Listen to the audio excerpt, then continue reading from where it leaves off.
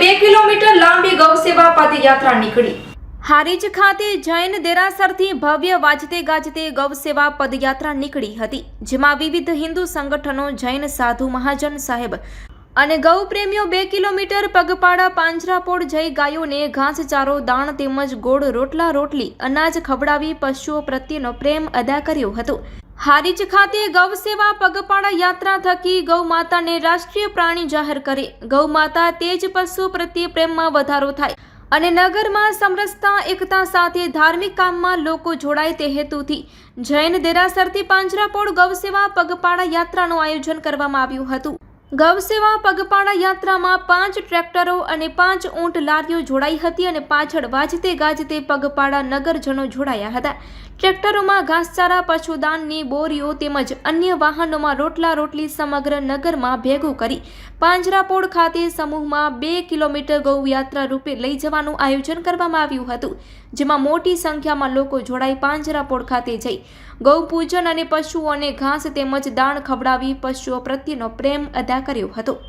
ગૌ પગપાળા યાત્રામાં હારીજ જૈન મંદિર ઉપાશ્રયમાં ચાતુર્માસ ગુજારતા પરમ પૂજ્ય દિવ્ય પદ્મ વિજયજી મહારાજ સાહેબ, પરમ પૂજ્ય શ્રી દેવરસિંહ વલ્લભ વિજયજી મહારાજ તેમજ પરમ પૂજ્ય શ્રી શ્રમ વલ્લભ વિજયજી મહારાજ સાહેબ સાથે જૈન સમુદાય અને નગરના બધા જ હિન્દુ સંગઠન જોડાયા હતા। મારું નામ પારસ શાહ છે। આજે આપણે હારીજ નગરમાં સૌ પ્રથમવાર હારીજ જૈન મુનિ દ્વારા એટલે અમારા માર્શક દ્વારા હારીજથી પાંજરાપોળમાં પગયાત્રાનું આયોજન કરવામાં આવ્યું હતું। એમાં હારીજ નગરના સર્વે તમામ હિન્દુ ધર્મના માનતા, ગૌમાં માનતા બધા જ જોડાયા હતા। એમાં દરેક ઘર દીઠ અમારા કાર્યકરો જઈ અને ગાય માટે રોટલા, રોટલી, અનાજ, કરિયાણું જે પણ જેને ખવડાવવું હોય એના માટે લઈને આવ્યા હતા। એના માટે બધી વ્યવસ્થા એવી રીતના કરવામાં આવી હતી કે ત્યાંથી અહીંયા સુધી બધું પગપાળા સાથે આવે અને બધા જ અહીંયા આવી અને ગાયને પોતાના હાથે ખવડાવે અને અહીંયા ગૌશાળા અને હારીજ પાંજરાપોળની મુલાકાત લે।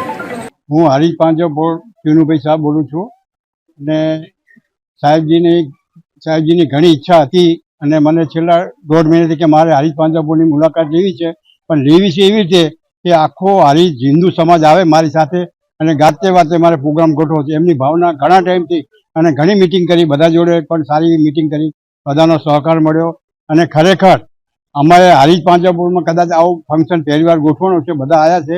મને ખરેખર બહુ ઉલ્લાસ થઈ ગયો કે ખરેખર આ એક નવો સિરસ્તો ઉભો થયો। સાહેબજી પણ આશીર્વાદ અમારા ઉપર છે અને સાહેબજીના અમારા આશીર્વાદ વર્ષે એવી ભાવના અને અમે હારીજ પાંજરાપોળ આમ તો અત્યારે 600-700 ઢોર છે, પણ ટોટલ 1200 ઢોર છે, 600 ઢોર મેં અત્યારે ચરવા મોકલ્યું છે। એની વ્યવસ્થા છે અમારે બધું સારી રીતે અમે ઘાસની ખરીદી અહીં ખેતી કરી છે અને જુવાર, છાટ બધું વાવેતર કરી છે અને એમાંથી અમે ઉપયોગ કરીએ છીએ। પાંજરાપોળમાં આજે અમારી પાસે ઓછામાં ઓછા 9 વાડા છે અને 3 થી 4 અમે ઘાસના ગોડાઉન છે। એની વ્યવસ્થા છે, 2 બોર છે, 2 તળાવ છે। રખડતા ઢોર માટે અમે લઈએ છીએ, કોઈ માદું હોય તો પણ લઈએ છીએ, એની વ્યવસ્થા છે।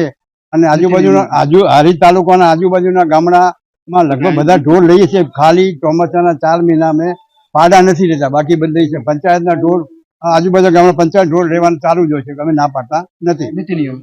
અમારી નીતિની બધું કરે અને અમારો નિયમ છે એ પ્રમાણે ટાઈમ પ્રમાણે લઈએ છીએ। અને અમારી એક એવી ઈચ્છા, હારીજ હિન્દુ સમાજ એવી ઈચ્છા છે કે ગૌ માતાને રાષ્ટ્રમાતા તરીકે ઘોષિત કરી એવી ભાવના આખા જાહેર કરી એવી અમારી ભાવના છે। આજ રોજ હારીજ ખાતે ગૌ સેવા પદયાત્રા સમસ્ત હિન્દુ સમાજ દ્વારા આયોજન કરવામાં આવ્યું હતું।